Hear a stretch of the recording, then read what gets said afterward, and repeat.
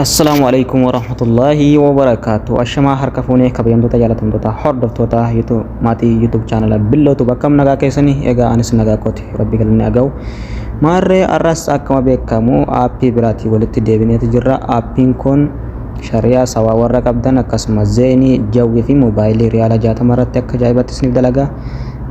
Aappiiwwan ammaan dura isin barsiiserraa adda kan isa godhu shabakaa isaati. Saffisa shabakaa isaati jechuudha. Maqummaan isaatu rookeettiidha.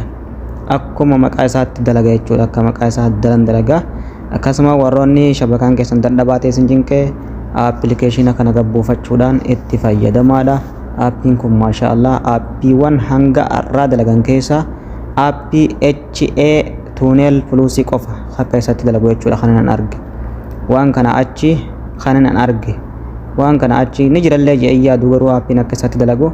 Kana achi aappiin kunii fi aappii HA Tunnel Plus akka ajaa'ibatti dalaganii HA garuu ammaan dalagaan jiru warra riyaala 15 baaba lakkoofsa duratti warri riyaala 15 hidhattan yoo isiniif dalage malee jechuudha.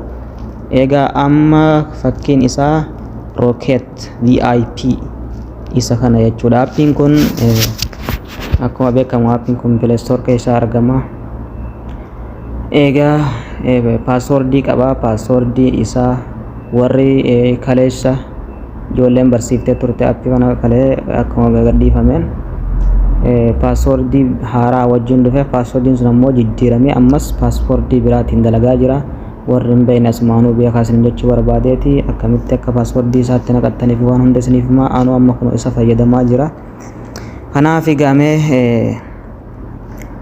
aappii kana isin barsiisa. Aappii kana isin barsiisan dura warroonni YouTube channel kiyyaaf haaraa taatan yoo jiraattan YouTube channel Billootu subscribe godhuu hin dagatinaa isin jedha obboleeyyan kiyya.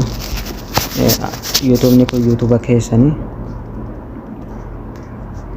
subscribe isaa baay'ee gabbuwaadha waan ta'eef subscribe naaf godhaa isin jedha. Warroonni viidiyoo kana agartan hundi akkasuma share godhuudhaan saayibboottan keessan biraan gahaa. Warri shabakaan qabne hundi akka itti fayyadamuuf akkasuma viidiyoolee hanga arraa isin gadhiisaa ture hundi as jala deemtanii ni argattanii. Nashiidaalee walaloo waan adda addaa hedduu jira. Akkasuma akka waan akkanaa kana hedduu isiniif dabaluuf yoo YouTube kiyya subscribe naaf godhuu hin dagatinaa isiniin jedha. Maarree amma gara barumsatti isin dabarsa. Aappiin kun maashaallah amma isa fayyadamaa jira. YouTube akka inni itti dalagu hunu argaa jirtan jechuudha.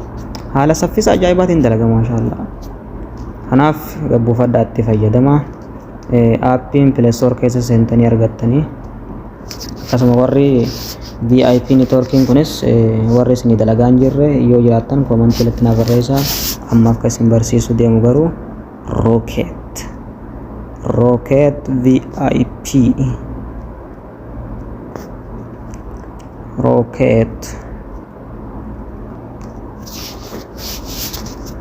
Rocket VIP attanii Play Store irra galtanii itti barreessitanii haala kanaan isiniif dhufa. Aappiin kun isa kana. Aappiin isa kana gabbuufattanii erga gabbuufattanii booda waan gabbuufadhee qabu ammoo itti fayyadamaa jira. Wanni update godhanii kun hin jiru.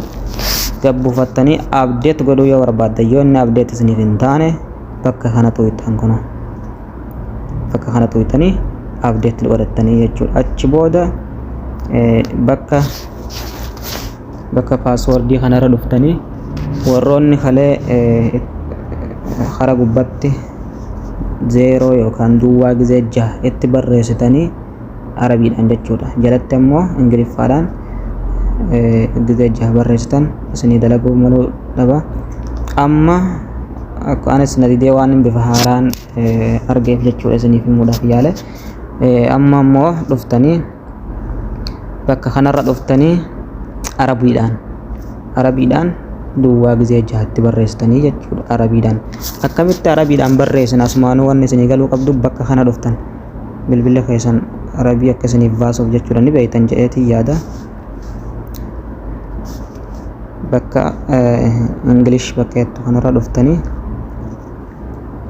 yeroo tokko karaa mirgatti as harkiftan jechuudha. Achi booda arabiffaan isiniif duwwaan xumura irratti argamtu tana takka lama sadii afur shan jaha jechuudha. Karaa gadittis ingiliffaadhaan barreessitanii takka lama sadii afur shan jaha. Achi booda wanni isinirraa eegamu connected shari'aan teessa yoo sawaa taate bakka kanarra dhuftanii sawaa kaasaa STC free net kajoo kanaa fi lammaffaa kaasaa STC free kajoo kanarrattis akka ajaa'ibatti dalagaa. Zeeniin tokkoffaarra jirti, jawiin lammaffaadha, itti aanee lama walitti aanee sawaadha, akkasuma ammas lama walitti aanee moobaayilii 60 warra keessaa qabdan akka ajaa'ibatti isiniif dalagaa.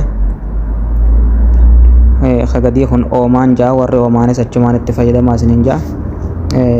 Achi booda egaa paaswordii isaa haala kanaan gubbarratti arabiffaadhaan jalatti ingiliffaadhaan duwwaa gizee jaatti barreessanii booda connect kajoo kana tuuxanii jechuudha. Achi booda daqiiqaa takka osoo hin turre connect isiniif ta'a. Bakka connect ijoo kanatti magarraa'ee jennaan isiniif dalagee jechuudha. Ammaan tana waan isa fayyadamaa jiruuf aappii biraa waan jalaa fayyadamaa jiruuf naan dalagu aappii kanarraa sana duraa sanarraa dhaabee itti banee isin argisiisaa jechuudha. Daqiiqaa takka osoo hin turre kunoo akka ajaa'ibatti dalagaa. Bakki connect jettu tun isiniif magarrooytee jennaan waan eegdan hin qabdan asitti magarrooytee, asitti ammoo qulfii gubbaarratti isiniif baase. Achi booda deemtaniituma YouTube keessan keessa galtanii akka inni dalaguuf yookaan Facebookas haa ta'u TikTokis haa ta'u adda baafatuu qofa jechuudha. Akka ajaa'ibatti dalaga huna maashaallaadha. Saffisa addaatiin dalagamee irratti illee gattuuytanii yoo ilaaltan jechuudha.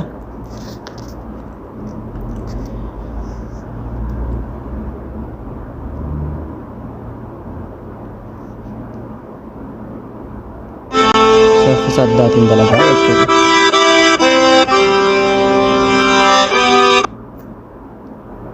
Akkasii gabbuufadhaatti fayyadamaa isiniin jaa. Warri YouTube kiyya faaraa ta'an akkasuma warri gama TikTokiitiin gama Facebook billoo wabii sabaatiin hordoftan hundi keessanuu follow naa godhaa. Facebook kiyyas akkasuma TikTokis follow godhaa. Galatoomaa hanga viidiyoo biraatti walitti deebinutti. Assalaamu alaikum warahmatullaahi wabarakaatuh.